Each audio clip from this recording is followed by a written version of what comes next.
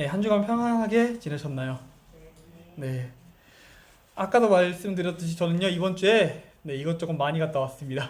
그리고요, 오늘 이 자리에서 말을 하려고 했었는데 이미 다 알고 계시더라고요.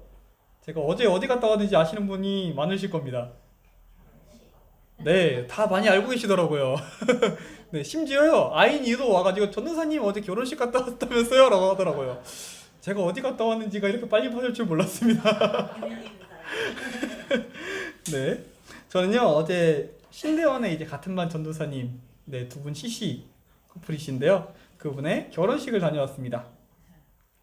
네, 결혼식에 가면은, 주로 어떤가요? 결혼식은요, 서로 사랑하는 남자와 여자가 서로 만나서 가정을 이루는 곳입니다. 그러기에 축복된 장소이고요. 모임 많은 사람들을 통해서 축하받는 곳입니다. 그 이유는요, 신랑과 신부가 서로 사랑함이 끝이 없어서 이제는 서로 떨어지지 않고 연합하기 위해서 모인 자리이기 때문입니다. 네. 이렇게 결혼식을 했으면 남자와 여자가 정말로 서로 사랑하는구나 라고 하는 마음과, 그리고 하객들에게는 행복한 가정을 이루기를 원하는 그런 소망을 함께 가지고 있습니다. 네. 그러나요, 요즘은 이런 요소를 많이 안 쓰기는 하지만요, 드라마나 영화에서 이제 특히 재벌가 쪽에서 원치 않는 결혼을 하는 사람들을 묘사하고는 합니다. 그런 사람들을 보면은 분명히 축복받아야 되는 자리임에도 불구하고 기분이 내려가 있고 풀이 조금 죽어 있기도 합니다. 그러다가 이제 백마산 왕자님 같은 사람이 나타나서 갑자기 문을 딱 열더니 이 결혼은 무효하고 손을 잡고 나가시는, 좀 오래된 그런 요소들도 있기는 하죠. 이런 모습들을 통해서요, 저희는요, 서로가 사랑하는 그런 결혼이 얼마나 복되고 서로가 서로를 아껴주는 그 가정 생활이 얼마나 행복하게 되는지를 우리는 짐작할 수 있습니다. 그리고 그렇지 않을 때 얼마나 슬프고 우울한지도 마찬가지로 짐작할 수 있게 됩니다. 그러나요, 오늘 그 결혼식부터 사랑하지 않는 자들의 결혼 생활을 우리는 보게 됩니다.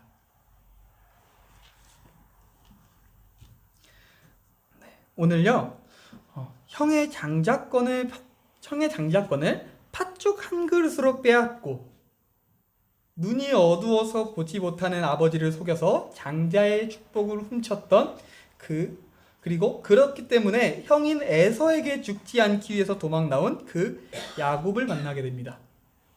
야곱은요, 그의 외삼촌 라반이 사는 동방에 이르게 됩니다. 그리고 그러던 중에 오늘 야곱은 마치 귓가에 종소리가 들리는 듯한 운명의 사람을 만나게 됩니다. 우리 본문 29장 7절부터 10절까지의 본문인데요, 우리 한번 같이 읽어보도록 하겠습니다. 함께 읽습니다.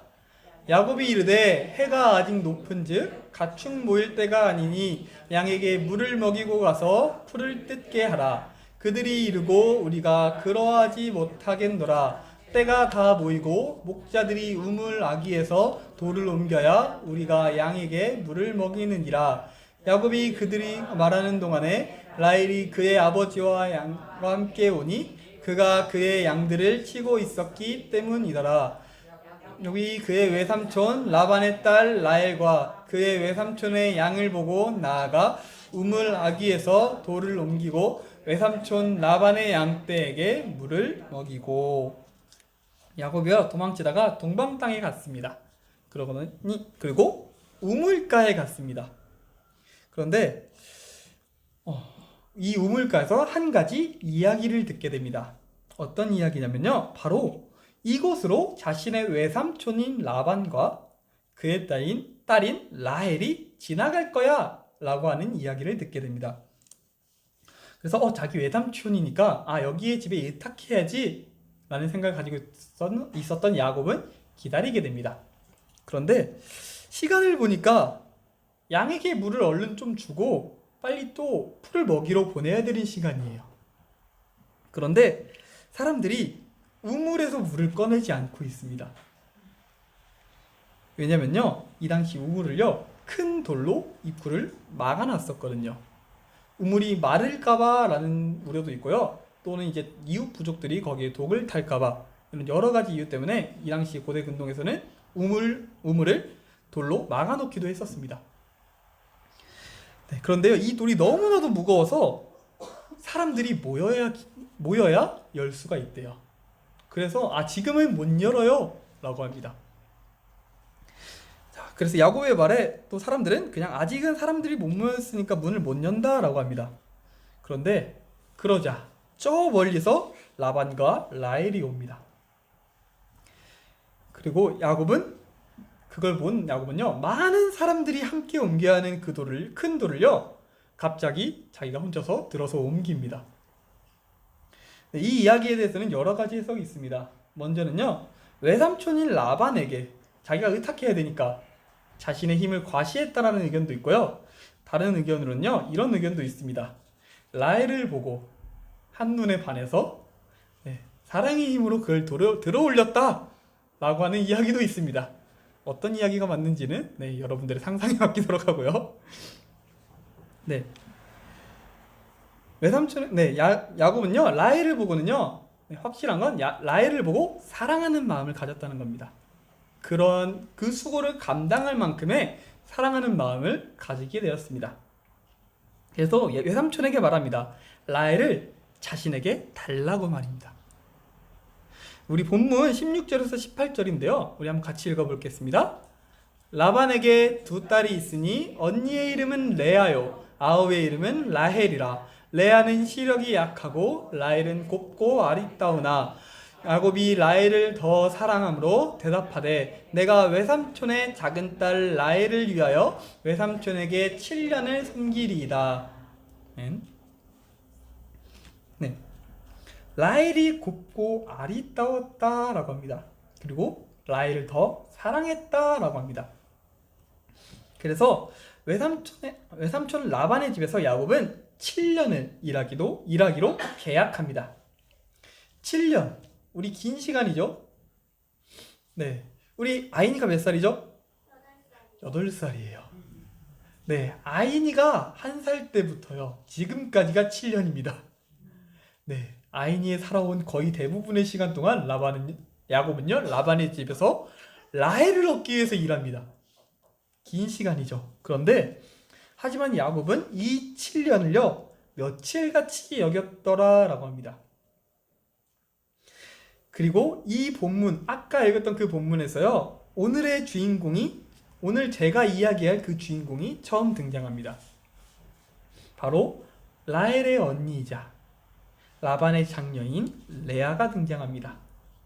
그런데 레아의 묘사가요, 조금 너무합니다. 성경은요, 주로 사람의 외모에 대해서 약간 후하게 묘사하는 편입니다. 한 가지 예를 들어보면 사울왕, 키가 크고요, 훤칠하게 생겼다라고 했었고요. 다윗도 이제 용모가 반듯하다고 했었고, 다윗의 형들은 말할 것도 없어요. 보자마자 기름 부으려고 했었습니다, 엘리야가. 다른 사람들은 눈이 부리부리하고 불이 나는 것 같고 여러 가지 좀 후하게 평가를 합니다. 성경에서 외모가 후하지 않게 평가되는 사람은 단 2명밖에 없습니다. 한 명은요, 예수님이십니다. 예수님은 약간 이제 다른 쪽에서 표현하자면 흠모할 만하게 생겼다, 그냥 적당히 생겼다라는 뜻입니다. 네, 그리고 이 레아는요, 오늘 시력이 약하다라고 합니다. 다른 어떤 분이 번역한 걸 보면요, 어떤 사람이 이제 조금 보건도를 평가한 걸 보면요, 쥐었다 편 것처럼 생겼다라고도 하시는데요. 네, 조금 이건 심한 말이긴 합니다만, 시력이 약하다. 시력이 약하다? 그렇게까지 외모에 대해 흉보는 것 같지는 않지 않습니까? 시력이 약하다. 저도 시력이 약해서 안경을 쓰고 있고요. 안경 쓰신 분들이 여기 많잖아요. 네, 여기에서 시력이 약하다라는 건요, 눈이 안 좋다 이런 말이 아니라요, 눈이 작다 또는 눈에 총기가 없다 정도로 눈을 봤을 때 보기 좋지 않다 라고 이해하실 수 있습니다. 네. 시작부터 라헬과 대비해서 레아를 소개하고 있는데요. 라헬은 곱고 아리따웠도다. 그리고 야곱이 라헬을 사랑했다라고 하는데 레아는 시력이 약했다. 레아보다 라헬을 더 사랑했다. 라고 묘사합니다. 이게 바로 창세기에서 나오는 레아의 첫 등장입니다. 자, 라헬과 야곱의 이야기에서 마치 라헬을 띄워주기 위한 조연처럼 레아는 등장합니다. 그리고 오늘 야곱은 이제 7년을 열심히 일한 그 시간이 되었습니다. 그리고 이제 드디어 자신의 노력을 보상받는 날, 바로 결혼식 날이 되었습니다. 그런데 여기서 문제가 생깁니다. 그냥 완벽한 라헬과 야곱의 러브 스토리예요. 한 가지 반전이 생깁니다. 라헬과 결혼하기로 한 야곱과의 결혼식에 아버지 라반의 명령에 따라서 레아가 몰래 바꿔서 들어갑니다. 네, 어떻게 신부가 바뀌었는데 못 알아보냐? 라고 하실 수 있지만 이 당시 결혼식에는요, 네, 신부는 얼굴과 몸을 전부 다 천으로 가렸습니다. 그렇기에 레아와 라헬이 바뀌어도 야곱이 알아볼 수 없었습니다. 네. 레아가 자신도 원해서 그렇게 했는지, 아버지의 명령에 싫지만 그렇게 했는지는 그것은 모르겠지만, 하지만 야곱에게는 레아와 라반 둘 다 그저 자신을 속인 자들에 불과했습니다. 야곱이 사랑하는 자는 따로 있었습니다. 바로 라헬이었습니다. 그래서 라반에게 레아를 놓고 다시 라헬을 달라라고 요청합니다. 그리고 7일 결혼식 기간이 끝난 후에 라헬과 다시 결혼하고 7년을 다시 일할게 라고 계약합니다. 그런데 여러분, 아무리 속았다지만 막 결혼한 아내를 놓고 바로 장인에게 달려가서 나 쟤가 더 좋으니까 쟤랑 결혼할래요 라고 하는 게 남편이 할 일인가요? 네, 남편으로서 할 일은 아닙니다. 네, 이때부터요 야곱의 차별이 시작됩니다. 성경에서는 이렇게 말합니다. 그가 레아보다 라헬을 더 사랑해서 다시 7년 동안 라반을 섬겼더라 라고요. 레아와 라헬 사이에는 차별이 생겼습니다. 성경에서도 이것은 자녀들에게도 계속 이어집니다. 나중에 나오는 야곱이 가장 편애하는 자녀가 누구이실까요? 요셉이죠. 네. 첫째도 아니고요. 둘째도 아니에요. 바로 홀로 집에서 잘 쉬면서 채색 옷을 입었던 요셉입니다.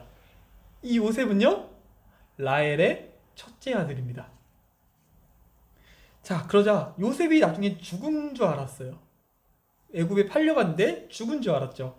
그러자 2대 아버지 야곱의 애착 인형이 누가 되었죠? 베냐민입니다. 이 베냐민은요, 요셉의 동생 라헬의 둘째 아들입니다. 레아와 라헬의 차별은요, 자녀들에게까지 이어졌습니다. 야곱은 레아보다 라헬을 더 사랑했습니다. 결혼한 직후에는 그녀도 생각했을 것입니다. 내가 잘못을 한 거니까. 그래도 시간이 지나면은 나도 기회가 있겠지. 그리고 그녀에게 기회가 정말로 옵니다. 이 당시 최대의 여성의 지위를 높일 수 있는 요소가 있었습니다. 바로 아들을 낳는 것입니다. 하나님께서 이 레아의 사랑받지 못함을 보시고요, 오늘 본문에서 그 태의 문을 여셨더라 라고 하십니다. 우리 한번 32절을 같이 읽어볼 건데요, 32절입니다. 같이 읽습니다. 레아가 임신하여 아들을 낳고 그의 이름을 르우벤이라 하여 이르되 여호와께서 나의 괴로움을 돌보셨으니 이제는 내 남편이 나를 사랑하리로다 하였더라. 첫째 아들을 낳습니다. 그 이름은 바로 르우벤이라고 짓습니다. 르우벤의 이름 뜻은요, 보라, 아들이다 입니다. 레아는 아들을 낳고 이야기합니다. 하나님께서 내 괴로움을 보셨다. 야곱아 봐라, 아들이다. 남편이 이제는 나를 사랑해 줄 거야 라고요. 그런데 야곱이 레아를 사랑했을까요? 네, 나은이가 얘 고개를 젓고 있네요. 네, 아니죠. 그렇지 않습니다.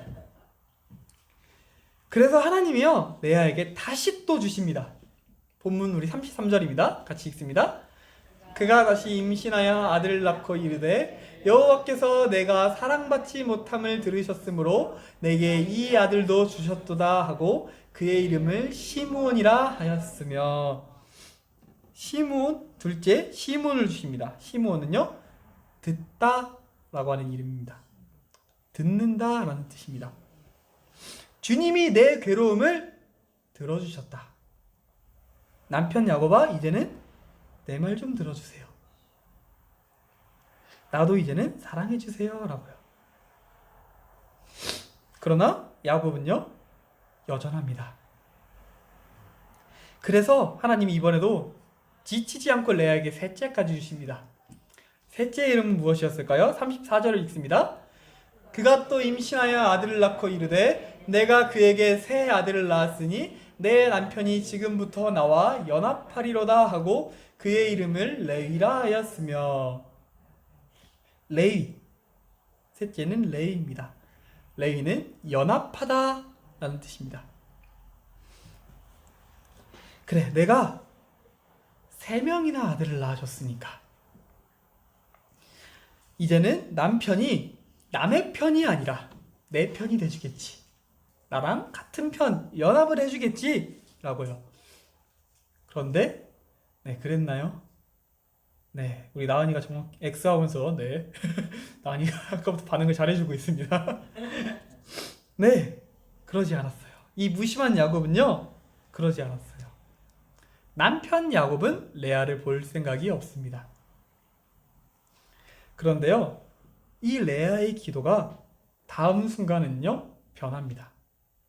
우리 35절을 같이 읽을 건데요, 같이 읽습니다. 그가 또 임신하여 아들을 낳고 이르되 내가 이제는 여호와를 찬송하리로다 하고 이로 말미암아 그가 그의 이름을 유다라 하였고 그의 출산이 멈추었더라. 넷째는 유다, 내가 찬송하리라. 찬양이라는 뜻입니다. 남편은요, 무슨 짓을 해도 날 보지 않아요.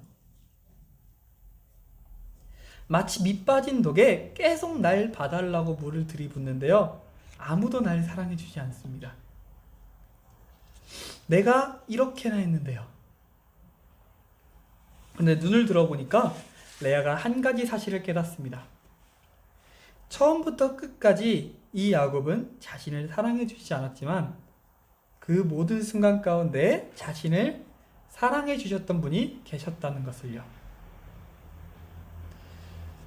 아무도 날 사랑해주지 않는 것 같아서, 나의 인정과 행복은 저 남편에게 나올 것 같아서 그것을 요구하고 갈구했었지만 결국 거기에서 돌아온 것은 없었는데, 날 계속 사랑해 주시던 분이 저기 계셨네요. 이제야 레아가 그 사실을 알게 됩니다. 그리고 하나님은 이 레아에게 세상에서 사랑받지 못한 여인에게 갚아주십니다. 야곱이 죽은 후에 장사 지내진 곳은요, 레아가 묻힌 막벨라 굴에 함께 묻히게 됩니다. 그리고 레아의 후손을 통해서요, 레위라고 하는 하나님을 예배하는 제사장 지파를 세우게 하시고요, 유다라는 지파를 통해서 다윗 왕을 보내서 이스라엘을 통치하게 하셨으며 예수 그리스도의 족보를 이어가게 하십니다. 성경에서는 세상에서 사랑받지 못한 자들을 오히려 사랑하고 계시는 하나님의 모습을 우리는 보고는 합니다. 세리가 그러 있고요, 문둥병자들이 그러 있고요, 귀신 들린 자들이 그러 있습니다. 세상은 다 밀어내고 저 사람들은 죄인이야, 병든 자들이야, 멀리해야 되는 부정한 자들이야 했지만 이 땅에 오신 예수님께서는 병들고 지치고 약한 자들아 다 내게로 오라 하면서 그들에게 직접 찾아가시고 사랑해 주셨습니다. 우리의 모습이요, 세상이 보기에 사랑받을 만하지 않을지도 모릅니다. 약하고 부족해서 조건에 부합하지 못할지 모릅니다. 그래서 우리는요, 세상의 사랑을 받고자, 인정받고자, 성공하고자, 그 조건에 조금이라도 차고자 노력하곤 합니다. 하지만 우리의 그 모든 노력은요, 마치 허공에 메아리가 치듯이 우리에게는 돌아오지 않습니다. 내가 아무리 열심히 노력해도 세상이 우리를 사랑해 주지 않고요, 우리를 인정해 주지 않습니다. 세상이 원하는 그 조건은요, 우리가 들어가지 못하는 경우가 많습니다. 저게 있어야만 내가 행복할 수 있는데, 저 조건에 저 세상이 날 사랑해줘야 내가 행복할 수가 있는데, 그런데 우리가 기억할 것은요, 그때에도 우리를 여전히 사랑하시는 분이 계신다는 것입니다. 하나님이 그런 우리를 보시고 사랑하고 계신다는 것을 기억하기 원합니다. 세상을 짝사랑하면서 눈물을 흘리고 있는 우리 뒤에서요, 하나님이 우리를 짝사랑하시면서 더 눈물 흘리고 계신다는 사실을 우리는 알기 원합니다. 아무도 사랑하지 않는 듯 하여도 실은 그 누구보다도 더 큰 사랑을 받고 있었던 그 레아의 모습이 실은 우리의 모습이듯이 우리가 그분의 크신 사랑을 알고요, 주님의 그 사랑으로 충분하기를, 그런 삶을 살아가는 우리 사랑하는 말씀생 교회 성도님 되시기를 주님의 이름으로 소망합니다.